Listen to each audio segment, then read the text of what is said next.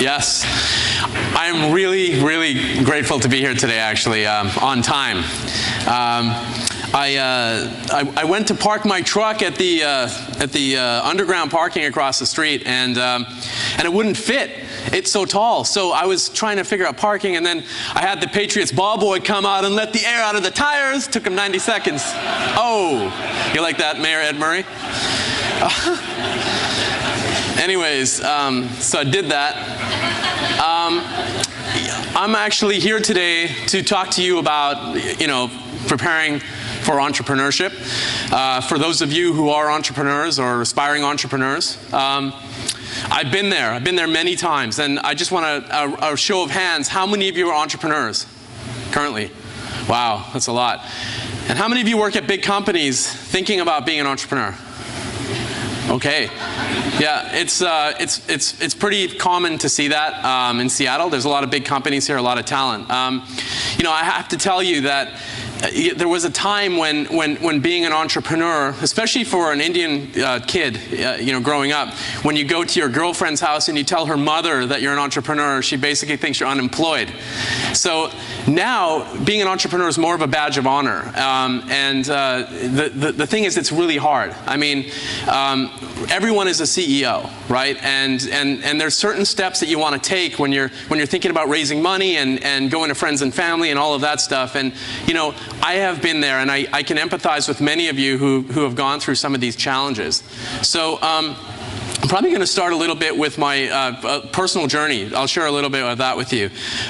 Long time ago, I started a company called Voodoo. It was a high-performance PC company. Basically, it was the first gaming PC company ever. So we were widely known as a company that created the gaming PC. Not that we created PC gaming, but we actually created the first gaming PC. And we did some pretty interesting things. We created liquid cooling in mass. We created the first fanless PC. We created a really great brand and a really great culture. And over the years, it became synonymous with luxury. And there was a time that I remember, it was in 2005. We got a call at home, and my wife walks into my office and she goes, "Hey, Michael Dell's on the phone. He wants to talk to you." I said, "Yeah, right." I knew it was my brother, right? And so I said, "Yeah, tell him to suck it." But I didn't actually use those words. She goes, "I'm not going to tell him to suck it. You talk to him." So I said, "Okay, fine." So I pick up the phone. I said, "Hey, Michael, suck you," basically, is what I said. And I hung up the phone, click. And the color from my wife's face just dropped completely. She was white as a ghost, and she said, "What did you just do?" And I said, "What are you talking about?" She goes, "I'm pretty sure that was Michael Dell." So within 5 minutes, I get an email from him saying, "Oh, I guess you don't want me to talk to you about your company then." And I was like, oh my God, it actually was him. So I apologized up and down like you wouldn't believe, and we started talking. We started talking about, Voodoo and what we were doing and the state of luxury computers, and we spent about a month together, and it turned out that we didn't align visions. So we walked away from the table about a month and a half later, and then he went out and bought our biggest competitor, Alienware, for about $400 million. And that's when HP started going crazy. So HP came out, and they came to Calgary, where we were based, and they made an offer that we couldn't refuse. So that was one story. And then, I kind of have this thing where I was inside a big company, and after about a year, I started to get my soul sucked out of me. HP was an interesting company at the time. They went through a couple of CEOs, and I learned a lot about myself. I learned a lot about working in a big company. HR. I met HR a few times. I met a lot of the legal team, the process. I got a lot of sensitivity training, which some of you may not have realized with some of my tweets that I put out there. But and after a while, I just said, like, I want to go create something else. So, I created a company called, it was a medical imaging company called Bright Squid. We all do things we all are sort of motivated by different things, and when you go create a startup, it's about something you care about. My dad died in 2000, January. He was an alcoholic. Like, he was big time, drink every day, come home drunk. Everyone thought he was going to die of alcoholism, but he didn't. We found out he had a brain tumor in November of 1999, and by 2000 January, he died 3 months later. And so that inspired me to go and get together with some friends to start this medical imaging company. And then, many years later, the market crashed, and we started a company that allows you to do retail investing and that sort of thing, to share ideas with other retail investors. But at the end of the day, I ended up joining Microsoft. I moved my family from from Calgary to Seattle to join Microsoft. And at Microsoft, 4 years was a little hard. 3.5 years actually. The first year was really bad, but the second 2-3 years, I was able to figure out how to get things done inside the company. Created the first incubation fund, and then that turned into Microsoft Ventures. And I had this dream job of being able to work with startups every day and help them with their business. But I think the challenge for me was the fact that I was watching other entrepreneurs around the world go through the same struggles that I once went through, and I was starting to lose my edge, I felt. Like you got to be out there, you got to be in their shoes to really appreciate what they're doing. So I made this insane decision to leave. It's kind of like, I don't know if you've all seen this quote before, but this is a great quote. I don't know who said it, it's unknown, but it's all over the internet. It's a great quote about entrepreneurship. But when I'm at the poker table, I'm all in. So remember that when you play poker with me, I'll go all in probably every 4 or 5 hands for no reason whatsoever. I'm not going to sit there and wait for a royal flush. I'm just going to look at your face and decide if my gut tells me I should go all in or not. And that's kind of what entrepreneurship is. I decided to leave Microsoft and go all in on this new startup. It is kind of a thing where every few years I tend to sort of reevaluate myself, and that's what I ended up doing. So, the mindset of an entrepreneur, here's just a few things to think about. It's not as easy as it sounds. As much as you like to read stories about people who go out and raise money, they leave a big company, they go raise a bunch of money, and now they're living the life. It's not like that. The first thing is you have to be passionate about solving a problem, or you have to be passionate about something. Anything. And you can be passionate inside a big company and try and go get stuff done to get it done, but it tends to take a while, and you have to bring a lot of people along to get it done, or you can just go out and do it by yourself. And then you have to decide whether you want a lifestyle or growth. If you want a lifestyle, stay at Amazon, stay at Microsoft. They'll pay you really well, and you'll get a great lifestyle, and you can pay yourself a great income, and you can go solve problems and work with teams, and it can be a great thing. But if you want growth, if you want to grow capital growth, you have to go out and you have to be an entrepreneur. It's the only way that you'll be able to get growth, and you have to be willing to accept the fact that you're not going to get paid as much. So when people come to me looking for a job at Unikrn, and they come out of one of the big companies, they come out thinking that they're going to make a little bit less. So I had a person come out recently for a sales role that we're looking for, and he said, yeah, I would really love this job. I'm willing to take a 20% haircut off my paycheck. And I'm thinking, what the hell are you thinking? Like seriously, you get paid a lot of money doing what you do at the company that you're at. There is absolutely no way it's going to be a 20% haircut. It's going to be a lot more than that, but then you're going to have equity upside. And you have to decide if you're willing to bet on the company, and if you're willing to make that happen. So you as an entrepreneur, when you go out and you want to go create something, you have to have the ability to inspire others to join you. And that means that you have to be able to inspire them to take that pay cut, to get on board with you as a co-founder or co-founders, and go together on this journey. Because it really isn't about an income. And the last thing that's so important, it's about raising money. I always talk to people who do it the wrong way. So they'll go out, they'll leave their job, and they'll go and raise a bunch of money. They'll go to friends and family, they'll go to mom, they'll go to brothers, sisters, whoever, and they'll raise money so they can continue to pay themselves an income so they can go build something. Bad move. Never, ever do that. The best thing about raising money for friends and family is about creating opportunities for them. So there's steps that you have to go through in order to do that. So raising money is not about paying yourself an income, it's about creating opportunities for your investors and your friends and family. And I'll talk you through that in just a second based on my own experience and how we do that. So you think about the reasons for entrepreneurship, right? Obviously, you're hungry. I was talking to my co-founder the other day. He's from Australia. He's a really funny guy.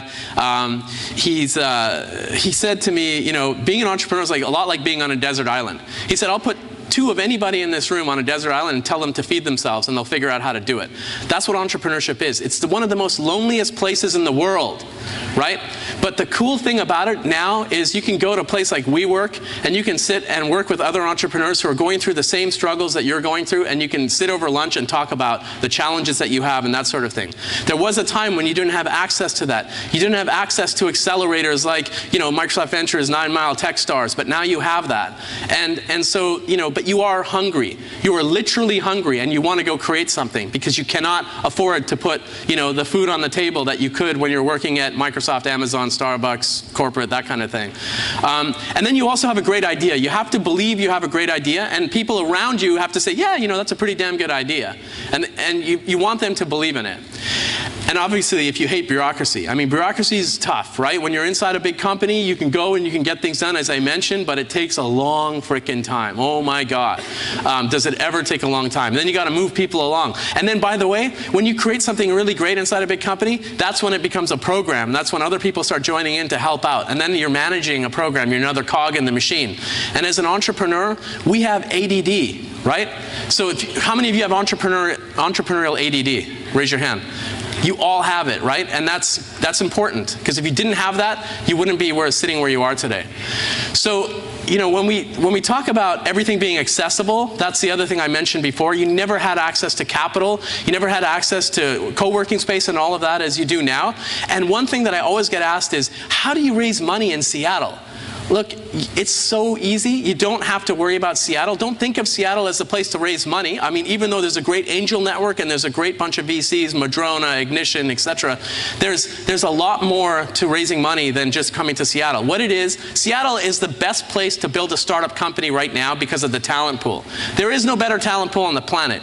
And the second thing is, it's not nearly as bloodthirsty and cutthroat as it is in the Valley. In the Valley, people are fickle. You hire people, they leave, they go to the next startup, they leave, and it's all a bunch of kids, coming out of school, and they have this sort of air about themselves. They think they're worth more than they are, and they're not. They're not. And in Seattle, you have some of the best talent in the world, so you should be building here and thinking about how to raise money outside and around, because really, money grows on trees, right? It's finding strategic angels that actually mean something. So I'll talk to you about that in just a second. So the reasons against entrepreneurship: getting rich quick. Never going to happen. You're not going to get rich quick. You're going to be poor for a very long time, typically. Anyone who thinks they work fewer hours than they do at Microsoft? No, you don't. Trust me. You're working 120 hours a week if you're doing something right. And if you're not, then you're not working hard enough. So get back to work, right? And then you don't want to be an entrepreneur if you want to impress people. There's nothing impressive about calling yourself a CEO of a startup that is not doing anything, right? You don't want to worry about impressing people. What you want to do is go create something of value to yourself. You want to go feel good about something you're creating and help your team be successful. When you start to lift others as you grow, that's when things get interesting, and that's when you can start to impress people without even trying. So how do you get past the fear? By the way, all these images in the background, thanks to League of Legends. Yes, I'm a big League of Legends fan. I can tell you why later. But you got to get past the fear. First thing you have to do is say, I'm going to leave my job. I'm going to quit my job. Not, I don't need to go raise money before I quit my job. That is not the right approach. That's the wrong approach. So first thing you do is, I'm going to quit my job, but you have to share the fear. You have to find a co-founder who's willing to work with you. And preferably, first of all, you need a co-founder that complements your weaknesses. Like, my co-founder complements my weaknesses in a lot of ways. He's a structured person. I'm an unstructured person. He gets mad easily. I don't. I'm a very balanced person, but it's good to have that type of push-pull. And it's even better when you have a diverse team. So having, opposite sex on the team is important. You need that. You need that creativity. So having men and women at the table that are creative, technical, and business is how you build a balanced product. So you have to share the fear. You got to find these people. And the next thing is repetition. You're going to fail. I promise you're going to fail the first time. You'll probably fail the second time, but you're going to learn very quickly. Repetition is super, super, super important. As you do it, you'll get past the fear. You won't worry about it anymore. And the last thing, of course, find a rich spouse. This is what I would recommend to my son. Marry rich. I'm going to tell him that. I'm going to tell him all that. So, I get a lot of questions as why did you leave Microsoft to go start this company, Unikrn? And I'm not going to sit here and talk too much about Unikrn, but I'm just going to say it's basically, first of all, obviously I have a passion in gaming. I've been a gamer for a very long time, and it's something that I really care about, and I care about the esports scene. And, League of Legends, just as an example, when you look at it, the last League of Legends tournament, this is one game, the last tournament had 288 million viewers watching it. Watching people play games, okay? The last Super Bowl had something like 115 million people watching it. So just to give you an idea of how big this is, it's a pretty massive area, the whole esports area. I'm not telling you what we do, but it's just an interesting space that's interesting for us. And timing for me was everything. Timing for you is also everything. So, for me, basically, announcing that I was leaving Microsoft and then starting another company, there was a thing happening at HP where HP was relaunching gaming products again. So they took my brand, Voodoo Omen, and they created a new product called HP Omen, and they announced it on the same day that I was leaving Microsoft to go do Unikrn. And because of that, it created a bunch of press, and I ended up on CNBC 4 days later. They wanted to talk about Unikrn for 30 minutes, and I had nothing to talk about. So I'm like, yeah, I'm there, I'll be there. And I went to New York, and I told the guy, look, I can't really talk about it too much, but I basically spent 30 minutes talking about nothing on CNBC. And then within 8 days, we raised our seed round without even really trying. So we were able to raise money, and the way we did that was we targeted a particular angel investor first. As soon as we got that angel investor who has background in our space, then we got friends and family and other people involved, because then we created an opportunity that they couldn't refuse. And then obviously for me, bureaucracy kills culture. And when you're building a startup, what's the most important thing? Your culture. It is really your culture. It is. I mean, you can say your customer, you can say your product and all that. Yes, of course, it's all important. But your culture is really important, because your culture is the foundation of your brand. It's the soul of everything you do. It's what you live, eat, breathe, speak when you go to work every day. So culture is very important. And for me, like inside a big company, it's hard to identify what the culture is, and they're always trying to create culture. So yeah, I just want to quickly summarize the steps that I think about when you're going out and building a company. So first, we talk about the mindset. I went over that with you. Then we talk about having, knowing the problem and being passionate about the problem. Obviously, you got to find the co-founders. Really, again, really important. Then you want to bootstrap. So once you find co-founders, this is the best way to start. You basically jump out, you take the risk, because you have to put skin in the game. If you're not putting your own skin in the game, and if you're relying on other people to put their skin in the game so you can go create your dream idea, you will fail. And you will hurt the people that you took money from. You don't want to do that, because I guarantee you that will come back to you one day. That the fact that you worked with them one day and then not worked with them the next day, they're just going to remember it. So you have to go out and bootstrap. Build an MVP and get some customer validation.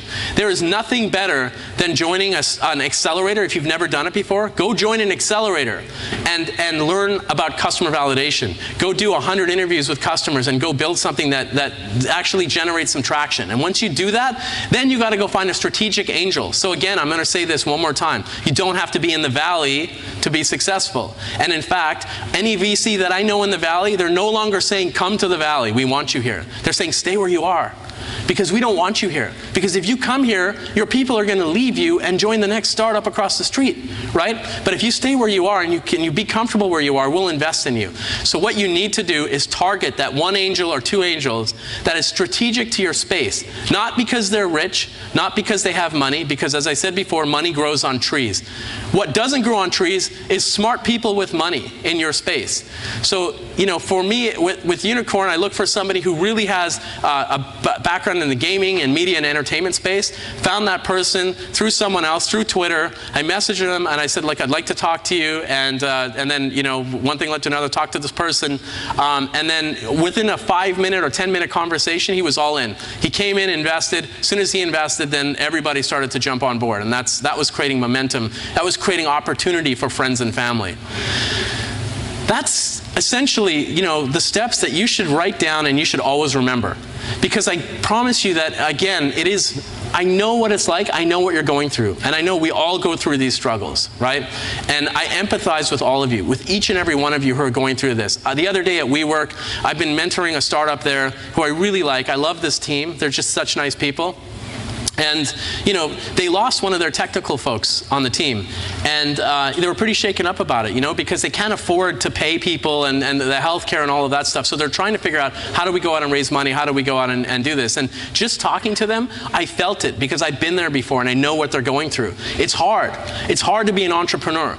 But with places like this, when you congregate like this, and when you go to co-working spaces and you go to tech accelerators and you just talk to each other and communicate, this is how you get inspired. This is how you go out and you go build something great.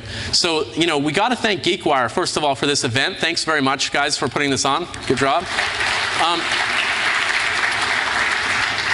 The second thing I want to say is, you know, we have something big happening on Sunday, right?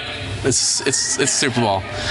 And, you know, we're all here today, but, you know, Sunday's a big day. So everyone is in Arizona right now, and I was asked to come out here and pump people up a little bit, right? I'm not, you know, sort of the sideshow, but I am going to say this. I want everyone in Arizona to hear this. So when I say see, you say? I gotta say a little bit louder than that, or I'm gonna be here all day. So, when I say see, you say? All right, see, see, see. All right, thank you very much. Have a great day.